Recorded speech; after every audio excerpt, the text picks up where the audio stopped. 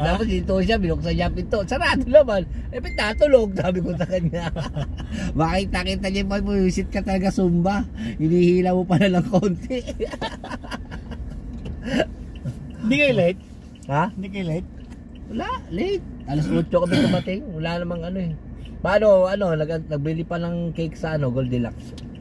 Tapos sinantay pa si Ma'am Mylene sa Shell. Pagdating ko, wala pa yung sasakyan nyo eh. Hindi, lumabas ako ulit. May sinundo pa ako sa Lusluban. Oh? Si Ma'am Mylene. Kasi sabi ni Ma'am Glay, una na tayo kuya, balikan mo na lang siya. Magpa-payroll pa pala kami. Bakit, hindi ba? Diba siya, 13 month nila. Nagpe-payroll pa. Hindi, naibigay ng 13th month nila. Anong payroll na yun? Ewan ko, para saan yun. Dato, naibigay ng 13th month nila, nakaraang araw pa. Ha? Nakaraang linggo pa. Nakaraang araw pa binigay yung 13th month nila. Nung nakaraang Friday yata yun, o Webes. Oo. Naibigay na. Payroll pa sila na. Kala wala na silang opisina. Meron, pero lang ang gagawin. Saglit lang yun, sabi ni Ma'am Glay. Saglit lang yan, Ma'am Dayan, sabi. Nakaano na yan. Last day pala ni Ma'am Dayan ngayon eh. Lahat sila, Ma'am Dayan, si Sir Mark, tsaka si Ma'am Mylene. Tatlong last day. Ba't nag-resign na si Mark? Siguro, wala na, hindi na yan. Si Ma'am Mylene nag-resign din? Tapos na. Oh? Oo, last day na yan. Si Ma'am Ronnie? Hindi nag-resign si parang siya. Hindi Sino? naman kasi siya na regular. Sino? Si Sir Mark. Paano naman regular? Panay late. Panay absent. Panay absent. Panay absent. 2 linggo straight eh. 2 linggo straight. Ay, hindi talaga mariregular pag yun. Proby ka pa, panay absent mo. Eh, lalo na pag regular ka, di baka halos yung kalating taon, i-absent mo na yun. Proby ka pa, 1 linggo ka ng straight ng absent. 2. 2? Oo. 2 linggo absent? Oo, straight.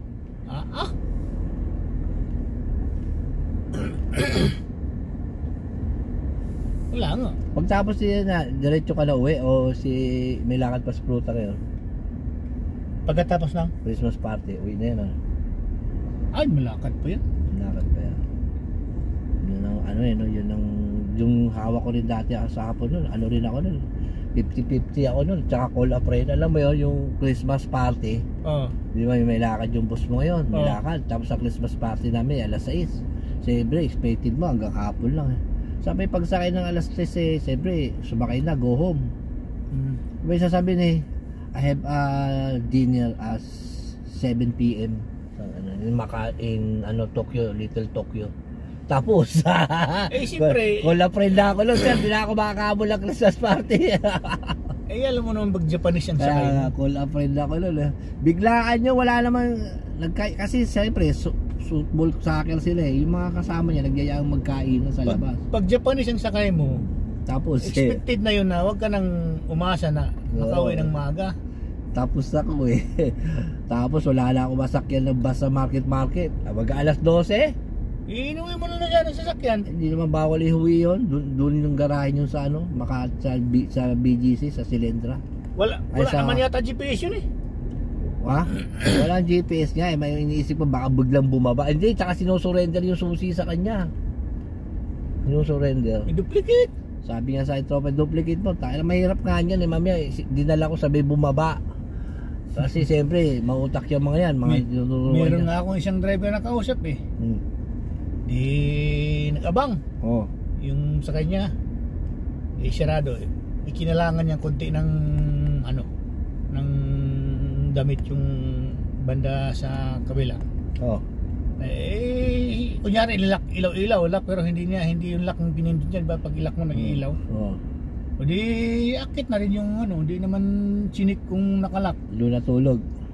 Hindi, inuwi niya yung sasakyan. Paano niya iuwi? May duplicate siya? May duplicate siya.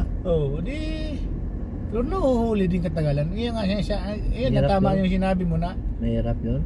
Kung madalas mo ginagawa, darating talaga yung panahon na yung abutin ka na ng malas na pagbaba, bigla lang maisip nung sakay mo na bumaba sa basement silipin nyo chinik yung sasakyan.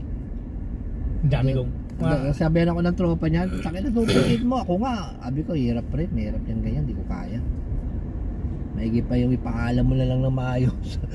Di ba? Eh kung magkaroon na aberya, yung masabi, di ba? Yung ikaw na nga na nagdadrive, bigla kang sagiin. para yung isang kasamahan ko dati, Fortuner dala, nawala ang si reserva. Tama, di ba? Oo. Ayun.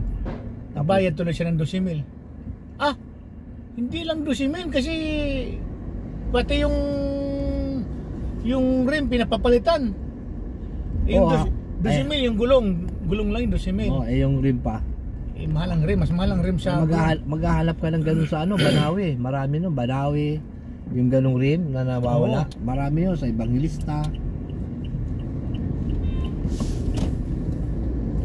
Eh ang gulong pa naman pag mga bago, may tinatatakan nila yun eh, pinapaso nila yun eh. Pinapaso nila kung may parang barcode silang nilalagay dyan eh. Oo, kagaya, di ba sa Enterprise, ganun din ganun. Minerva, ganun din. Oo. Tinaanuhan nila yan, pinapaso. Yung parang ganun, kabilog na ganun. May ano sila rin. Para palatandaan na sa kanila ng kanila yung gulong. Kanila talaga yung gulong. Sa iba hindi eh. Yung serial, yung wala naman serial number eh. Yung ano lang, yung number lang ng gulong nilalagay. Pero pwede palitan yun eh. Yung iba, ang gulong pinapalita ay nilagyan ng palatandaan pero sa loob. Sa loob. Hindi mo mabura pag tanggalin mo yung gulong, doon mo makikita sa loob ng gulong ng ano, yung sulat. Sulat. Meron nga, meron nga sa iba ganun. Kasi yung iba kasi mautak. Ang gulong binubura yung palatandaan. Halimbawa kung pintura lang yung ano naman ang lagay ng brake fluid yun, tanggal yun. Tanggal yun. Oo.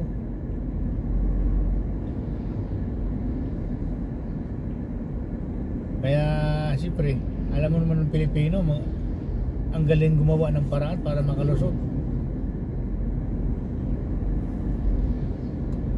Ilang balik mo kaya yung yung pagkain?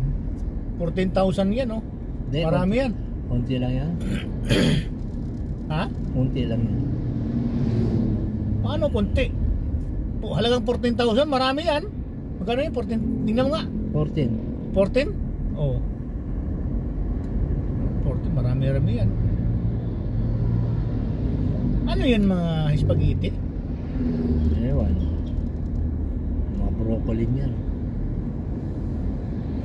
Ay, huwag mong kalimutan mamaya ha. Baka mamaya kasi ang nakapangalan daw doon sa order si Ma'am Ronalyn. Hindi, Baka. yun sabi sa akin. Pagaya daw yung ano. Kaya nga, pagdating doon, punta ka doon sa cashier. Pagaya mo yun. Ma'am, ang resibo, ito ang ilagay mong pangalan. Oo. Kasi mamaya, ang ipaglalagay mong pangalan kay Ma'am Ronalyn, hindi yun pwede sa ayo. Hindi, i-honor yun. Oo.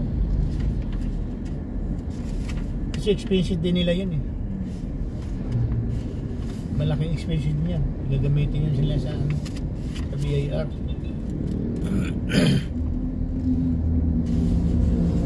Kahit ayo lang ilagay, pwede na eh. Ayo Industries. Hindi, ito lang daw pagagayahin eh. Toto Maria, Cecilia, Felicia, Pasta Maria, Snack. Hindi! Ayun oh. Hindi nga. Ito tinuro niya eh. Ang resibo, ayo, hindi yung ang Maria yun ang seller. Yun ang pipick up pa natin. Oo nga, pero ang resibo daw, tinuro niya sa akin, ito kuya, pagaya mo lang to. Hindi nga. Ito mo. Ayo. Ayo? Ayo ang ilalagay. Yun Ayo Industries. Pagalitan tayo niyan, tinawagan na nga ako ni Sige. Ni Ma'am Kayla eh. Bakit pangalan mo doon siya nagbibinta siya ang nagbinta? Dito ka sa akin makinig pag mali. Ako ang sabihin mo, mali. Yun ang sinabi ko. Basta ang yan, ang ipangalan sa resibo ayo, hindi yung pangalan ng nagbibinta. Saka makakita nung pangalan ng nagbibinta, siya na nga nagbibinta. Sa kanya pa ipangalan ng resibo. Buti na lang sinabi mo ngayon. Patay tayo dyan. Babalik tayo dito mamaya. Ulit kayo mo. Akin na. Bakit? Mamaya mawala yan, ang do yung spare nito sa ano, bahay. Bakit? Meron ka ng ano, di ba? Lisensya? Andiyan na ID mo? Hindi pa na-pick up. Andun pa eh. Pinapapick up ko doon sa anak ko, ayaw Ay, naman. hindi pwede. Ayaw, kasi may biometric Oo, pa. may biometric pa yun. Iba na pa naman ang biometric na ngayon. Ha? Iba na. Bakit? Hindi na ganun. Ano na? Pacemetric na ang inaano ngayon. Ha? Pacemetric na ang ginagamit. Pero